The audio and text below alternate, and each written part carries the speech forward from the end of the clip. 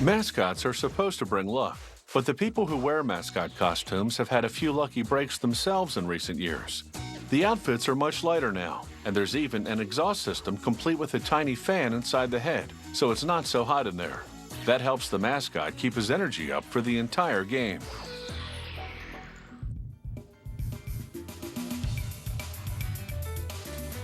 This dinosaur mascot for the Lung Association is part of a new breed. It's really evolved into something that's relatively easy to work in. To make this dinosaur, they sketch him out. Then the artist modifies the figure to human proportions, targeting a height of 5'10", which means the costume would fit performers 5'8" to 6 foot tall.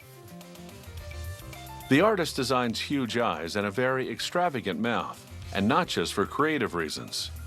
The large openings will give the mascot performer room to see and to breathe through screens.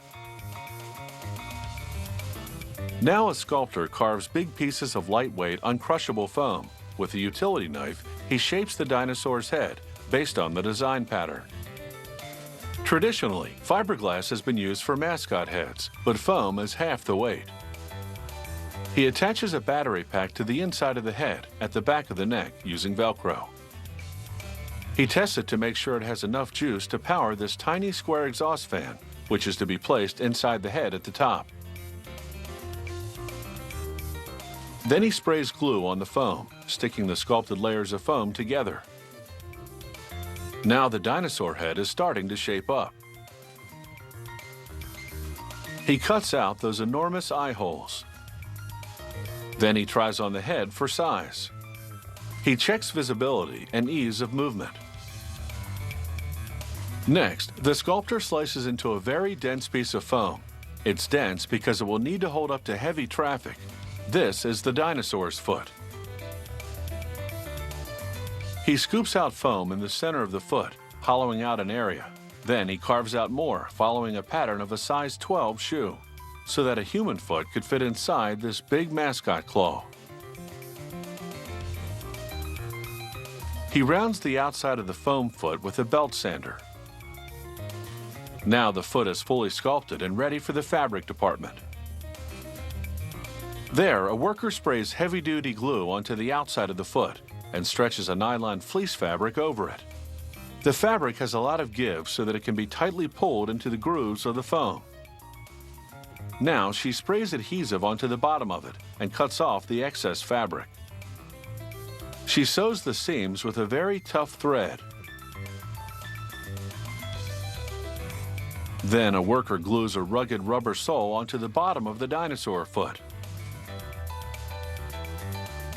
This is a toenail made of nylon stuffed with polyfill. It takes 3 hours to make a foot. Now it's back to the other end. He glues an eye onto the mascot head. The eye is made of breathable nylon stretched over a plastic frame. Another worker sews on a horn which is made of fabric-covered foam.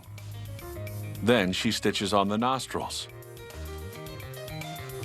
And now the mascot has some expression. But there's one more step. He glues a white nylon screen over the mouth and sticks black fabric strips over it to give the mascot its smile. Now a worker drafts a pattern for the outer body.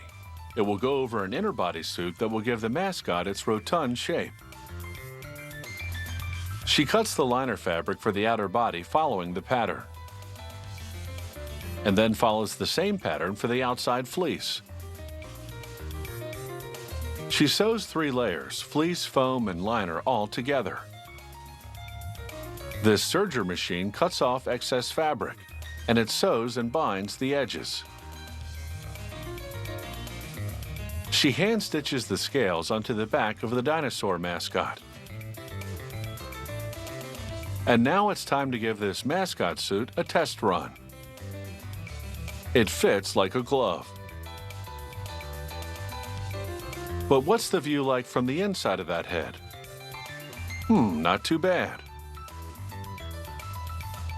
This dinosaur mascot suit is ready to help its user excite the crowd.